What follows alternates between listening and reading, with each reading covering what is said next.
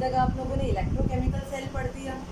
फिर उसके बाद हमने पढ़ा इलेक्ट्रोलाइसिस। इलेक्ट्रोलाइसिस में हमने क्या पढ़ा था, इसके दो एस्पेक्ट थे, एक क्वालिटेटिव और एक क्वांटिटेटिव। क्वालिटेटिव एनालिसिस हमने प्रीवियस वीडियो में देखा और आज हम उसका करेंगे क्वांटिटेटिव एनालिसिस। क्वांटिटेटिव का मतलब किस अमाउंट में प्रोडक्ट डिपॉजिट या लिबरेट हो रहा है। भाई हम प्रोडक्ट ऑफ इलेक्ट्रोलाइसिस कर रहे थे ना, तो क्या हो रहा था, या तो डिपॉजिट हो रहा था या लिबरेट हो रहा था। डिपॉजिट का मतलब अगर कोई मेटल थी वो डिपॉजिट हो रही थी और कोई गैस बन रही थी, ऑब्वियसली गैस क्या होती है, स्किप आउट हो जाती है, तो वो काम हो रहा था। तो अब हमें ये पढ़ना है किस अमाउंट में प्रोडक्ट लिबरेट होगा या हमारा क्या होगा, डिपॉजिट होगा, या हमें कितनी करंट देनी पड़े, कितने टाइम तक देनी पड़े। तो इसके बारे में हमें कौन बताता है, फैराडे बताते हैं। फैराडे के बारे में हम कई बार पढ़ चुके हैं। तो फैराडे ने दो लॉ दिए, ठीक है।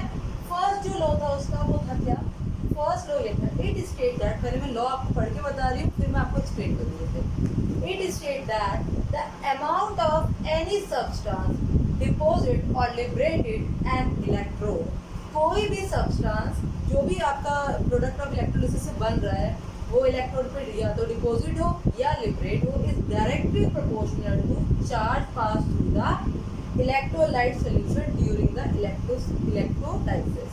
ठीक, तो क्या है, मैं थोड़ा सा रब कर दूँ ताकि हम समझ सके इसे। इन्होंने कहा है जो भी प्रोडक्ट का अमाउंट है यानी कि मास, वो डायरेक्टली प्रोपोर्शनल होगा चार्ज, डायरेक्टली प्रोपोर्शनल होगा चार्ज की। जब भी प्रोपोर्शनल का साइन हटाते हैं तो एक कांस्टेंट आता है, ये कांस्टेंट है अभी जेड की भी कहानी है अपनी, उसको हम आगे बात करेंगे। जरा सेल को एक बार रिवाइज कर लो, क्योंकि हमने क्या पढ़ा था, एक सेल लेंगे, ठीक, इसमें ये वाला क्या होगा, एनोड होगा, ये क्या होगा, पूरा नहीं आ रहा,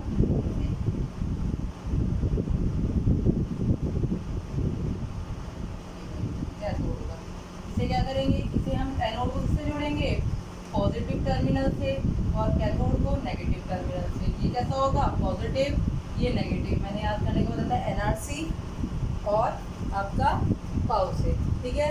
ये बताया था इसके अंदर इलेक्ट्रोलिसिस होगी, मैंने बताया था सी आयन होंगे, सी फॉर कैटायन, कैटायन कहाँ जाएगा, नेगेटिव पर, और एनायन कहाँ जाएगा, पॉजिटिव पर। एनायन जाएगा एनोड पर, कैटायन जाएगा कैथोड पर।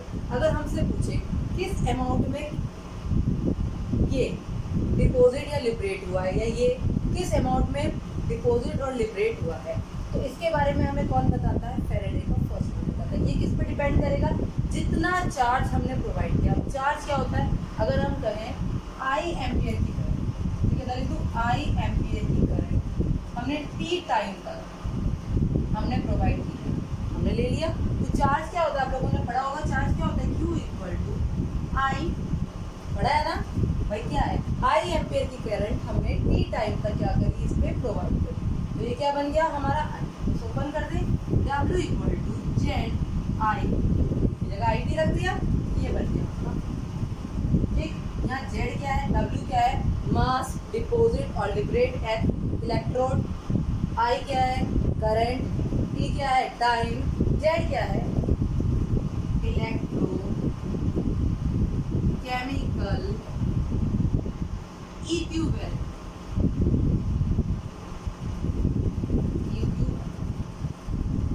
Electrochemical equivalent. अब ये इलेक्ट्रोकेमिकल इक्विवेलेंट क्या है, इलेक्ट्रोकेमिकल इक्विवेलेंट को समझने से पहले क्या समझते हैं,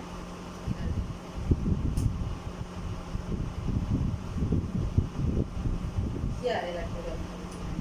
अगर आई एम्पियर की मतलब आई एम्पियर की जगह हम लेते 1 एम्पियर की करंट टी टाइम तक, यानी कि 1 सेकेंड तक, हमने क्या लिया, ऐसा यूनिट ले ली, इसमें प्रोवाइड कर, तो क्या होगा, W equal to Z into 1 into 1, यानी W इक्वल टू जेड। इसका मतलब क्या है, केमिकल इक्विवेलेंट को क्या बोलेंगे, electrochemical equivalent is the amount of substance deposit during the electrolysis when 1 coulomb of electricity passed, when 1 coulomb of electricity is passed. क्या है, W इक्वल टू जेड, इसका मतलब electrochemical equivalent, ECE, electrochemical equivalent is the amount of substance deposit और liberated, मैंने लिखा deposit और liberated during the electrolysis when 1 coulomb charge of electricity is, 1 coulomb charge of electricity pass होगी तब जो होगा आपका मास डिपोजिट होगा वो किसके इक्वल होगा, केमिकली इक्विवेलेंट के इक्वल होगा। देखो ड्यूरिंग द इलेक्ट्रोलिसिस, जब इलेक्ट्रोलिसिस करते हैं, अगर हम 1 फैराडे, आप लोगों ने पढ़ा था 1 फैराडे का मतलब क्या था,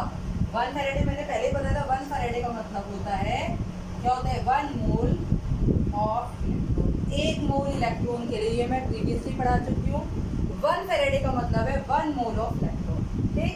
तो during the electrolysis when 1 farad of electricity is passed then 1 gram of equivalent substance is deposited, यानी 1 ग्राम सब्सटेंस क्या होता है, डिपोजिट होता है। कितना होता है, 1 ग्राम सब्सटेंस क्या होता है, डिपोजिट होता है। इतनी बात समझ में आ गई, तो उसको आगे करते हैं। During the electrolysis when 1 farad of electricity is passed then 1 gram of equivalent substance is deposited, यानी 1 फैराडे पर कितना होगा, ई ग्राम सब्सटेंस क्या होगा, डिपोजिट होगा। 1 फैराडे को बोल सकते हैं 96500 कूलम, इसका एक होता है 1 फैराडे इक्वल टू 96500 कूलम, उसमें क्या होगा, ई ग्राम। हमें कितने कूलम है, हमने बताया केमिकल इक्विवेलेंट कब होता है, 1 कूलम पर, किस पे होता है, 1 कूलम पर। अभी हमने प्रूव किया था ना कि अगर आई हमारा 1 हो जाए, टी हमारा 1 हो जाए, तो क्यू क्या हो जाएगा हमारा 1, तो यानी डब्ल्यू इक्वल टू जेड के, यानी अगर जब चार्ज क्या होगा, क्यू हमारा 1 कूलम होगा, तब डब्ल्यू किसके इक्वल होगा, जेड के इक्वल होगा।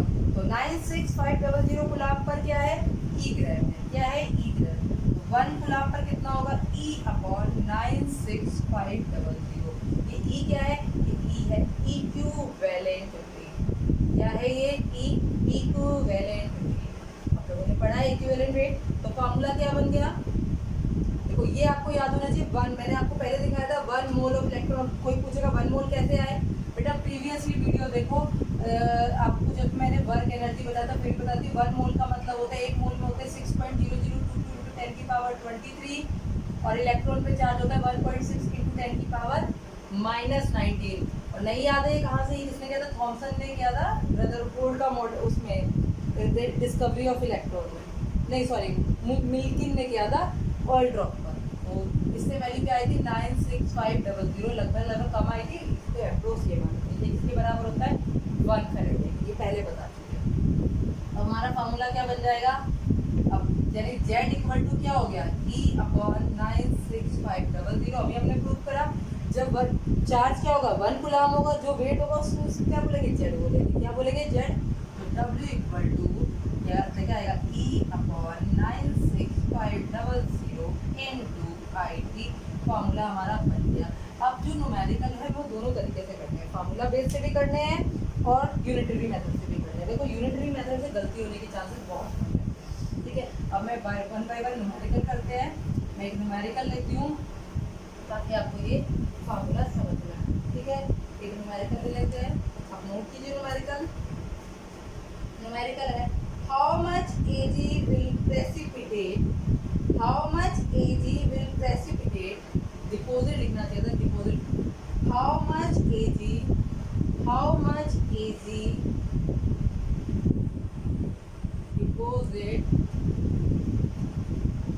deposit if 9.65 ampere current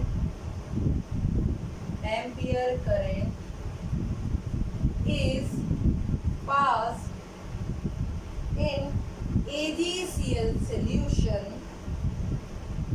20 minutes, ठीक। पहला क्वेश्चन है आपका।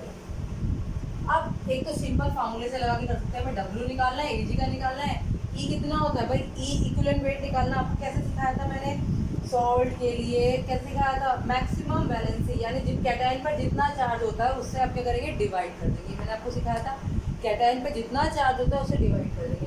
पहले तो आपको ये पता होना चाहिए एजी का मोलिकुलर मास क्या है, एजी का याद रख लो 108 होता है, पेपर में आए ना, आपको याद होना चाहिए। और एजी पर देखो, एजी किसमें कर, देखो एजी +1 होता है, एक इलेक्ट्रॉन लेकर Ag में डिपोजिट होता है। ये भी इक्वेशन याद होनी चाहिए, कई बार इलेक्ट्रॉन में कर चुके, आपको याद हो गया होगा। Ag क्या करता है, +1 से, तो कितने हैं इस पे चार्ज है, इलेक्ट्रॉन कितने, यानी डिवाइड। आपको इक्विवेलेंट वेट कैसे निकालना है, molar mass upon number of electron, और इजी कर दिया आपने तरीका। कितने इलेक्ट्रॉन है यहाँ पर, कितने इलेक्ट्रॉन है, एक, किससे डिवाइड करोगे, एक से, किससे डिवाइड करोगे, एक से, तो यानी 1, पहले फॉर्मूला लिख दूँ, E/96500 इंटू आई। ठीक, अब अगर Q दे रखा होता चार्ज डायरेक्ट तो Q रख देते हैं, मोनो दे रखा E कितना है हमारे को 108, अभी हमने बताया डिवाइड बाय 1 करेंगे, अपॉन 96500, ठीक है। और I कितना है बेटा जी हमारा, I हमें दे रखा है 9.65 एम्पियर, और T हमें दे रखा है 20 मिनट, मिनट को सेकंड में चेंज करेंगे, सेकंड में चेंज करके 60 से मल्टीप्लाई कर देंगे, ठीक। तो ये आ गया आपका कितना 100, और 100 आ गया, ये कितना आ गया, ये भी 100 आ गया, ये पूरा कर दिया, 100 आ गया, बस मल्टीप्लाई कर लो, जो भी मल्टीप्लाई करके आएगा आपका आंसर आ जाएगा, आपका आंसर क्या होगा, आ जाएगा, ठीक। इतनी बात समझ में आ गई, इतनी बात समझ में आई। चलिए सेकंड क्वेश्चन करते हैं हम, सेकंड क्वेश्चन लेती हूँ मैं, सेकंड क्वेश्चन, ठीक। तो चलिए आपने नोट कर लिया होगा, मैं इसे रफ करती हूँ, तो फिर सेकंड क्वेश्चन लेती हूँ।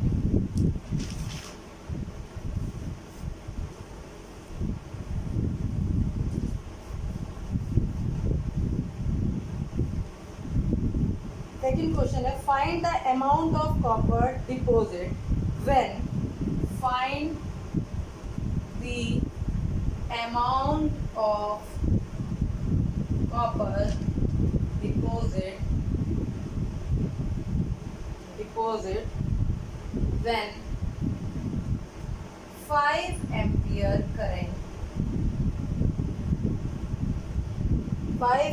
current is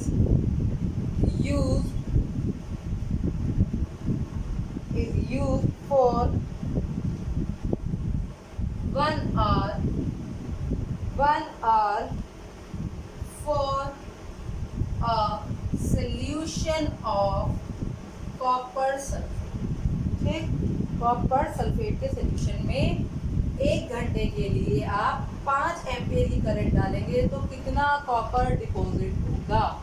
इन्होंने ये नहीं पूछा क्या डिपॉजिट होगा, ऐसा भी क्वेश्चन बन सकता है कि प्रोडक्ट ऑफ इलेक्ट्रोलिसिस बताइए, पहले बताइए क्या डिपॉजिट होगा और फिर कितना डिपॉजिट होगा, थोड़ा बड़ा बढ़ गया। तो मैं अच्छा, मैंने पहले वाले क्वेश्चन में दूसरे मेथड से नहीं बताता, और मैं दोनों मेथड से बताती, पहले तो फॉर्मूले के मेथड से देख लेते हैं।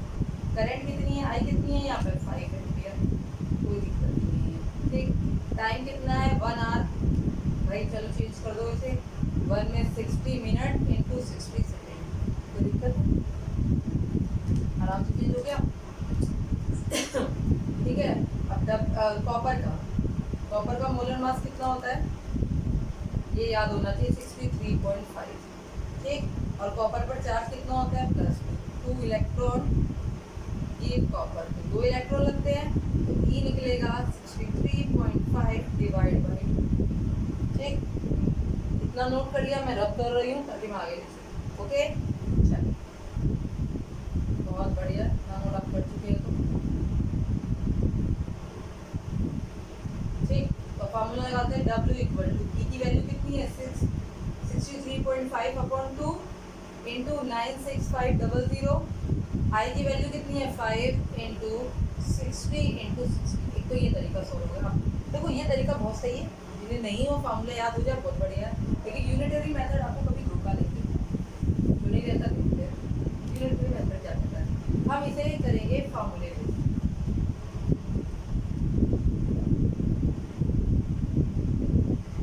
यूनिटरी मेथड कहता है 2 मोल इलेक्ट्रॉन से बन रहा है 1 मोल कॉपर। बोलो बात समझ में आ गई। मैं बिल्कुल स्टोइशियोमेट्री की तरह से कर रही हूँ, मेथड कभी गलत नहीं होगा, इसमें नंबर नहीं, एक तो इससे कॉन्सेप्ट क्लियर होता है, ठीक है। आप फार्मूले से कर सकते हैं, कोई दिक्कत नहीं है, पर इससे करने पे आपका कॉन्सेप्ट क्लियर होता है। पर 2 मोल इलेक्ट्रॉन से क्या बन रहा है, 1 मोल कॉपर बन रहा है, क्या बन रहा है 1 मोल कॉपर। तो अगर मैं आपको पूछूँ, अगर जनरल पूछूँ कि इसमें कितना चार्ज लगेगा, हमने बताया था Q इक्वल टू NF, भाई जब मैंने बताया था 2 इलेक्ट्रोड होते हैं, उन पर क्या होता है NF इलेक्ट्रॉन ट्रांसफर होते हैं, पहले बता चुकी हूँ। NF इलेक्ट्रॉन, ठीक है। अभी मैंने बताया था एक इलेक्ट्रॉन का चार्ज कितना था F, तो N के लिए क्या हुआ NF, कितने इलेक्ट्रॉन 2 × F, ये चार्ज हो गया इसका। अब इस एक मोल का वेट कितना है 63.5 है या नहीं बताओ भाई। एक मोल कॉपर का वेट कितना है 63.5। हम कह सकते हैं यहाँ पे मैं कह सकती हूँ 2F चार्ज, मैं F की वैल्यू रख देती हूँ, अगर आपको दिक्कत है मैं वैल्यू भी रख सकती हूँ, पर मैं वैल्यू सोची थी F से F कट जाए तो वैल्यू रखने की वैल्यू 96500, ये गुलामी है इधर Q इक्वल टू NF हो गई ना। कहाँ से आया ये, यहाँ से आया फार्मूला कि कितने इलेक्ट्रॉन ट्रांसफर होंगे, ठीक। 2 × F यानी कि 2 × 965 गुलाम, ठीक है। अब मैं इधर 2 × 96500 गुलाम चार्ज पर 63.5 ग्राम कॉपर डिपॉजिट। देखो देखो नहीं कॉपर डिपॉजिट हो रहा है, हमें कितना चार्ज दे रखा है, हमें Q इक्वल टू IT दे रखा है, इससे IT से निकालो चार्ज। Q इक्वल टू IT कितना है 5 × 60 × 60 आया ना। Q इक्वल टू IT होता है चार्ज, हम पूछेंगे 5 × 60 × 60 गुलाम पर कितना डिपॉजिट, और 2 × 96500 × 560 × 60 कट करो, आंसर आपका आ जाएगा। ये आंसर आपका आएगा, करके मुझे बताइएगा जरूर, दोनों मेथड से सेम आंसर है 5.875। चेक करिएगा दोनों से आएगा। ये आपका बिल्कुल ट्रस्टी मेथड है, इसमें गलती नहीं होती। ये क्या है फार्मूला, एक कॉन्सेप्ट क्लियरिंग मेथड है, इससे कॉन्सेप्ट क्लियर हो गया, ठीक। चलिए अगले क्वेश्चन को पूछते हैं। इस पर देखो क्वेश्चन आते हैं जब फैराडे लॉ पर क्वेश्चन बहुत आते हैं। इस साल कंडक्टेंस पे आ गया, हर साल फैराडे लॉ पर आ, यानी इसका मतलब अगर इस साल कंडक्टेंस पे आ गया तो अगले साल फैराडे लॉ पे आने के चांसेस पूरे बढ़ गए, ठीक। क्वेश्चन लेती हूँ मैं यहाँ से।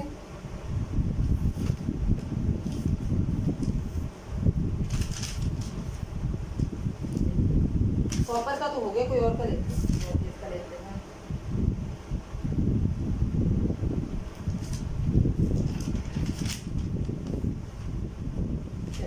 A solution of NiNO3 का हो गया, question. A solution of NiNO3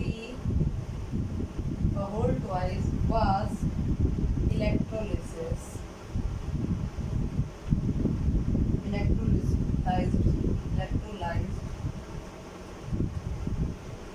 between platinum electrode using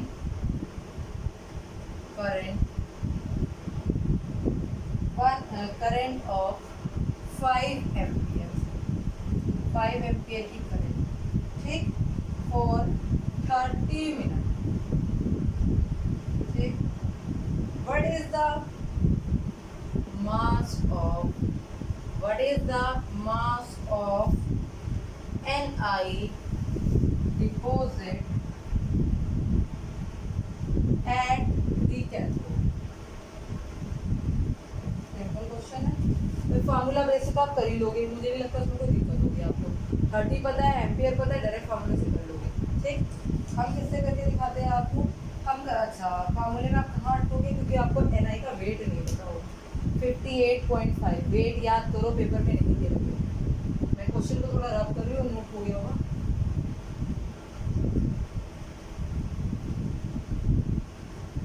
फार्मूले से आप खुद कर लेना, मैं आपको इसका मैथड भाई NiNO3 में भाई अगर ये ब्रेक होगा NiNO3 किसमें होगा Ni+2 और 2NO3-, तो इसका तो हमें मतलब ही नहीं, हमें तो फेल इसलिए करना है। ये डिपॉजिट होगा, डिपॉजिट होने के लिए अपना चार्ज क्या करना पड़ेगा, खत्म करना पड़ेगा। तो 2 प्लस से कितने इलेक्ट्रॉन लेने पड़ेंगे, 2 इलेक्ट्रॉन। कितने लेने पड़ेंगे, 2 इलेक्ट्रॉन, ठीक। तो हम बोलेंगे 2 मोल से कितना बन रहा है, 2 मोल इलेक्ट्रॉन से कितने बन रहे हैं, 1 मोल Ni, और 1 मोल Ni का वेट कितना है बोलो 58.5 कितना है 58 58.5। ठीक, कोई दिक्कत नहीं। तो Q अगर हम निकालना हो एंड F तो कितना आ जाएगा, 2 इंटू एफ लिख दूँ तो एफ लिख दूँ, दोनों समझ में आ गया, Q इंटू एफ। बाद में एफ की वैल्यू रख देंगे हाँ। और अगर मैं क्यू आई टी निकालूँ तो कितना आएगा, क्यू आई टी कितने मिनट तक करिए, 30 मिनट तक करिए, और कितने एम्पियर की है, 5 एम्पियर की। तो 30 इंटू मिनट है इंटू 60। ठीक, ये आ गया इतने गुलाम। ठीक है, इतने गुलाम आ गया। इसे अब रख के देख, यहाँ पर 2 इंटू 96500 गुलाम। इतने गुलाम पर हमें एन आई मिल रहा है 58.5 ग्राम। 5 इंटू 30 इंटू 60, आप चाहो तो मल्टीप्लाई कर लो पर कितना मिलेगा, 58.5 upon 2 into 96500 into 3 into 60 into 30। इतना क्या हमें इससे करेंगे तो हमें क्या मिल जाएगा, हमारा क्या मिल जाएगा, आपको एन आई मिलेगा। कैलकुलेट कीजिए कितना एन आई आता है। ठीक, फार्मूले से करिए, इससे करिए, आंसर आई थिंक आएगा 2.73 एम्पियर। चेक कर लीजिएगा। ठीक, ये क्वेश्चन हो गया। अगला क्वेश्चन है, इस टाइप का क्वेश्चन होगा, 2 महीने इसी टाइप के क्वेश्चन करा दिए जो पेपर में जनरली पूछेगा। बहुत है क्वेश्चन इस पर, अभी खत्म नहीं हुई, तो शुरुआत हुई है। अगला क्वेश्चन देखते हैं। अगला क्वेश्चन है 2 फैराडे ऑफ इलेक्ट्रिसिटी। अब नोट कर लो क्वेश्चन, आज मैं लिखूंगी तो बहुत टाइम लग जाएगा। 2F of electricity is passed through 2 Faraday of electricity is passed through a solution of copper sulfate. The mass of copper deposit at cathode, the mass is, आपको बताना है, the mass of copper deposit at cathode. What is the होना चाहिए, what is the mass of copper deposit at cathode? Cathode पर कितना मास deposit होगा। वैसे तो क्वेश्चन बिना देखे ही हो जाएगा, अभी भी हम कर लेते हैं। कॉपर सल्फेट के सोल्यूशन में इलेक्ट्रिसिटी पास करनी है तो क्या बनेंगे, कॉपर प्लस 2 SO4 नेगेटिव।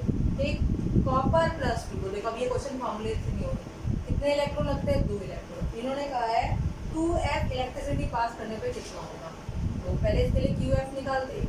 देखो ये कितने मोल है, 2 मोल से कितने बन रहा है, 1 मोल कॉपर। ठीक है, यानी 2F से कितना बनेगा, 63.5। और हमसे कितना पूछा, 2F से पूछा तो आंसर ये होता। अगर हम इसे 4F से पूछते तो 2F में इतना, 4F में कितना, हम कैलकुलेट कर लेते। ठीक है, लेकिन हमसे किसमें पूछा है, फिर 2F में पूछा तो आंसर यही होगा। इजी क्वेश्चन था। अगला नोट करिए। ठीक, अगला क्वेश्चन नोट कीजिए। इस सब बेटा आपके कॉम्पिटिशन में आए हुए क्वेश्चन और बोर्ड में आए क्वेश्चन है। अगला नोट करिए क्वेश्चन। अगला क्वेश्चन है इलेक्ट्रोलाइसिस। नोट करिए, electrolysis of dilute NaCl solution carried out. Electrolysis of dilute NaOH solution is carried out, sorry NaOH नहीं, NaCl solution carried out by passing 10 ampere current, by passing 10 ampere current. The time required to liberate, time required, हमें time पता करना है, time required to liberate 0.01 mole of H2 gas at cathode. आपको पता है जब NaCl का करते हैं तो कैथोड पर कौन सी गैस आती है, H2 गैस आती है। तो इससे वो भी होगा, आपको बताना है। ठीक, कोई दिक्कत नहीं। अब आपको NaCl का बताना है। भाई NaCl टूटेगा तो Na आयन में और Cl आयन। ठीक, कोई दिक्कत तो नहीं। और साथ साथ में क्या होंगे, वाटर भी होंगे, H आयन और यहाँ पे क्या होंगे, OH आयन। हमको पता है, अब इतना मैं इलेक्ट्रोलाइटिस कर चुकी हूँ। कैथोड पे कौन जाएगा, कैथोड पे जाएगा H plus 2H plus 2 electron give H2। हाँ या ना ये बता दो बस मुझे। ठीक, तो मैं कह सकती हूँ 2F से मुझे मिल रहा है 1। ठीक, और मुझसे कितने मोल पूछा है, 0.0 मोल ऑफ H2 लिक्विड, यानी भाई 1 मोल मिल रहा है इससे, तो 0.001 मोल किससे मिलेगा। हाँ या ना, मैंने ऐसे कर दी उल्टी कैलकुलेशन, कोई दिक्कत हो। भाई 1 मिल रहा है 2 से, तो ये किससे मिलेगा, तरीका तो ये था कहने करने का, ऐसे करते 2 अपॉन 1 इंटू 0.001 ऐसे लिखते हैं, क्या आता था 0.002, मैंने डायरेक्ट कर दिया। इतने एफ के आ जाएगा हमारे पास, इतने फेरेडे इलेक्ट्रिसिटी आ गई। हो गया आंसर, कितना छोटा क्वेश्चन था। ठीक, ये ऑब्जेक्टिव क्वेश्चन है, ठीक है।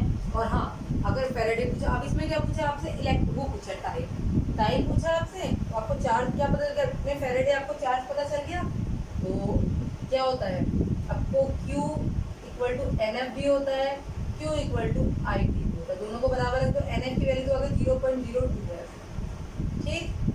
वह और I की वैल्यू कितने करंट दे रखा है, बताओ कितना करंट दे रखा है, इसमें दे रखा है हमको, दे रखा है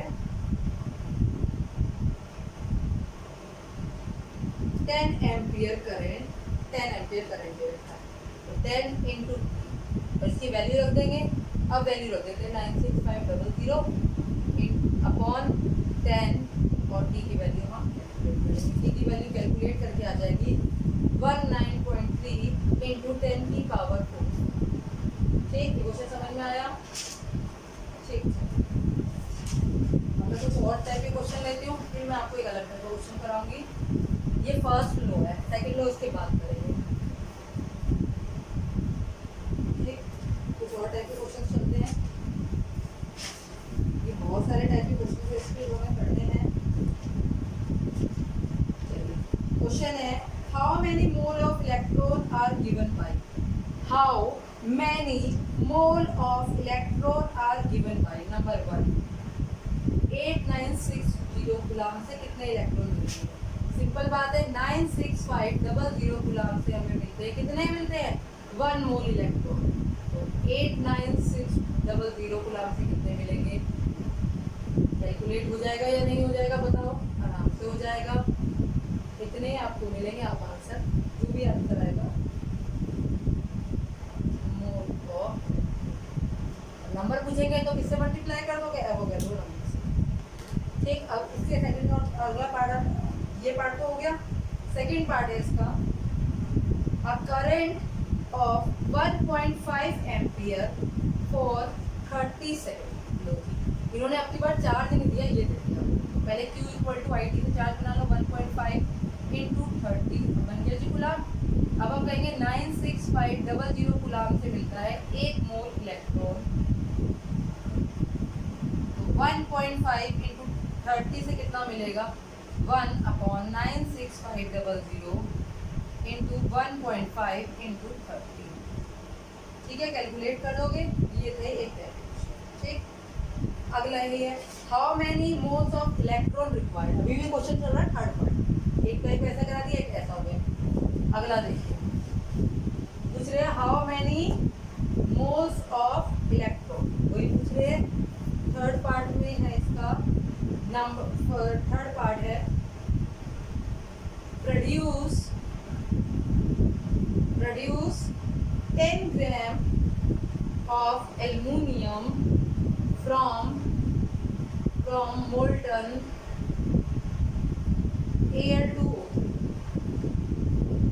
Al2O3, ठीक, कोई दिक्कत नहीं। Al2O3 को अगर हम करेंगे तो इसमें हमें एल्युमिनियम मिलेगा, हाँ या ना बोलो, मिलेगा या नहीं मिलेगा, प्लस वही से बैलेंस करने के लिए यहाँ पर क्या लगा लेते हैं, बैलेंस की हमें नीड ही नहीं है, यहाँ पर हमें तो सिर्फ एल्युमिनियम बताना है, बैलेंस की नीड ही नहीं है, हमें एल्युमिनियम मिलेगा और इसमें क्या मिलेगा, ऑक्सीजन मिलेगी, हम तो बस ठीक। अब हमें एल्युमिनियम में पता है कितना चार्ज होता है एल्युमिनियम को, कितने इलेक्ट्रॉन चाहिए एल्युमिनियम को 1 मोल बनाने के लिए, ठीक है, तो 1 मोल हो गए 27 ग्राम, तो हम कह सकते हैं 27, ये कितने हो गए 27 ग्राम एल्युमिनियम के लिए चाहिए हमें 3 है, हमें तो 10 ग्राम के लिए छोटा है, 10 ग्राम एल्युमिनियम के लिए कितने चाहिए, बट आप कहोगे, आप मेरे से बात करोगे मैम मैं 2 क्यों नहीं लगाया, कोई बात नहीं, आप 2 लगा, 2 लगाते साथ ये वैल्यू क्या होगी, इसकी मल्टीप्लाई हो जाएगी, तो हमें कोई दिक्कत ही नहीं है। तो हमें तो इसको सिर्फ ये पता करना है एल्युमिनियम कितने, क्योंकि हमें एल्युमिनियम की बात करी है, तो मैंने क्या करा, Al+3 से 3 इलेक्ट्रॉन लेकर रेल बन जाते हैं, 3F को यूज होते 27 ग्राम, 27 ग्राम में यूज होते 3F, तो 10 ग्राम में कितने होंगे 3, इसकी वैल्यू रख देते, कैलकुलेशन करनी है, अपॉन 20 7 इंटू 10, ठीक है। इतने एफ क्या करोगे, आप निकाल लोगे, एफ निकाल लिए, इतने एफ बोलो निकाले या नहीं निकाले, आराम से निकल जाएंगे। इतने एफ निकल गए, एफ निकल गया, यानी आपको गुलाम आ गए, कितना गुलाम चार्ज लग रहा है, इतने गुलाम चार्ज लग रहा है। अब आपको अगर एफ नहीं रखते और इजी कर देते, चलो एफ की वैल्यू नहीं रखते, तो ये करते कितनी टाइम जाएगा, ये ठीक है 9 टाइम 10/9, बहुत आसान हो गया।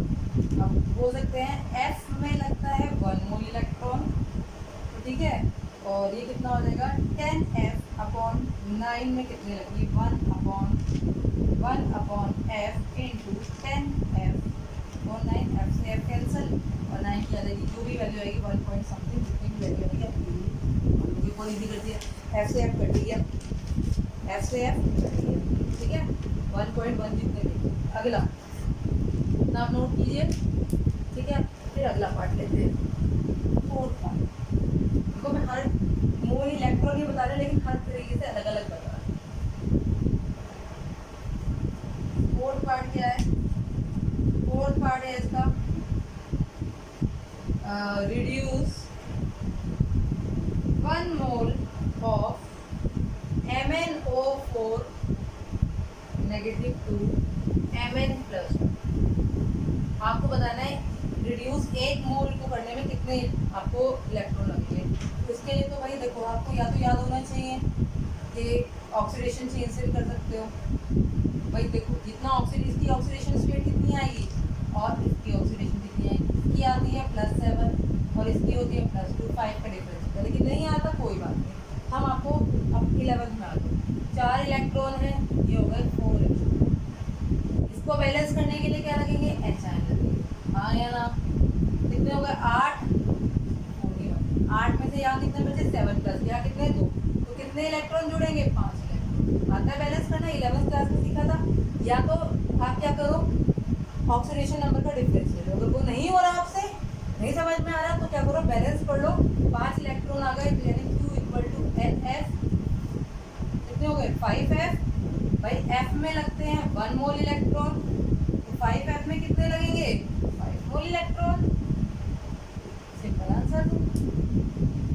ठीक, अब अगले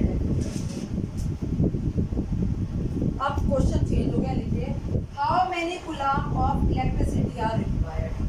अब की बार अभी तक इलेक्ट्रॉन पूछे थे, आप इलेक्ट्रिसिटी पूछ रहे हैं, how many coulomb of electricity are required, ठीक। पहला पार्ट है इसका ऑक्सीडेशन ऑफ, फर्स्ट पार्ट है oxidation of 1 mole of H2O 2O, 1 mole का ऑक्सीडेशन करना है आपको, ये रिएक्शन याद होनी चाहिए, मैंने उसमें लिखी थी, जब H2O का ऑक्सीडेशन होता है तो क्या बनता है O2 + H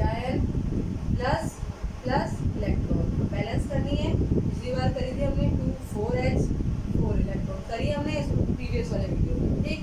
तो ये कितने मोल है 2 मोल, 2 मोल में लग रहे हैं 4 इलेक्ट्रॉन, 1 मोल में कितने लगेंगे 1 मोल में लगेंगे 2 इलेक्ट्रॉन, कितने 2 इलेक्ट्रॉन, लेकिन हम तो 4 पूछा ना, इलेक्ट्रॉन पूछे तो ये होता 4, कोई बात नहीं 4 ही कर लेते हैं, तो 2 electron Q = 2F, 2 × 96500 low ji 4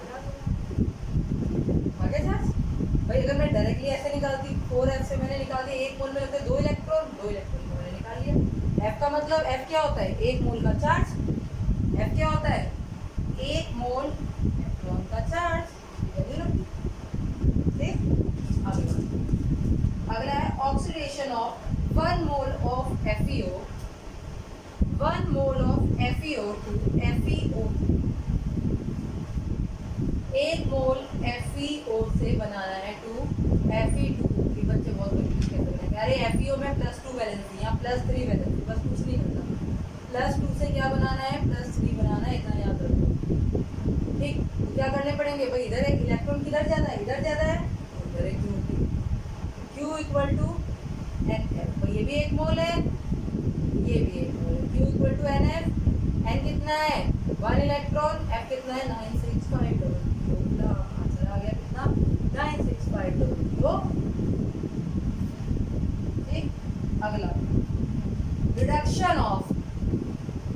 reduction of, electron इधर निकल रहे हैं, इसका मतलब ऑक्सीडेशन है। अब बोलना है रिडक्शन ऑफ 1 मोल, वही फिर से MnO4 नेगेटिव टू Mn। अभी हमने करी थी इसकी रिएक्शन तो हमने बनाई थी, कैसे किया था, Mn+2 कैसे बनाई थी, यहाँ 4H2, भाई 4 ऑक्सीजन है 4 H2, कितने हो गए 8 हाइड्रोजन 8 H है, यहाँ 8 प्लस के 1 माइनस का, तो कितने हो गए 7 प्लस के, यहाँ 2 प्लस के, तो कितने चाहिए 5 प्लस के 5 electron. Q equal to Mf, यानी कि N कितना है 5 और M देखो क्या आंसर है। अगर फेरेडे में कहते तो इसी में छोड़ देते 5F लिखकर, किसमें छोड़ देते 5F लिखकर छोड़ देते। बोलो इतनी बात समझ में आ गई। अब अगला question, what is the current strength in ampere, what is the current strength in ampere will required to liberate 10 gram of Cl2 from NaCl solution for 1 hour. This is, you know, what current strength in ampere will be required to liberate 10 gram of Cl2 from NaCl solution in 1 hour। एक NaCl solution में 1 घंटे तक हम कितनी current डालें कि 10 ग्राम chlorine हमें मिल जाए। दोनों तरीके हैं करने के, आप फार्मूला बेस से भी कर सकते हैं, खुद करके दिखाओ और आंसर दे दो, इजी है। फार्मूला से कर लो, यूनिटरी मेथड लगाने की जरूरत नहीं, चार्ज पूरा नहीं है, आज फार्मूला से करो, ठीक। इसके बाद आता है सेकंड लॉ ऑफ फैराडे, ठीक है। मैं सेकंड लॉ आपको बताती हूँ, इसी में बताती हूँ कि सेकंड लॉ में अलग से कुछ ज़्यादा खास है नहीं बताने के लिए, तो मैं इसी में बताती हूँ सेकंड लॉ आपको, ठीक। तो हेड डालिए सेकंड लॉ ऑफ फैराडे, देती हूँ।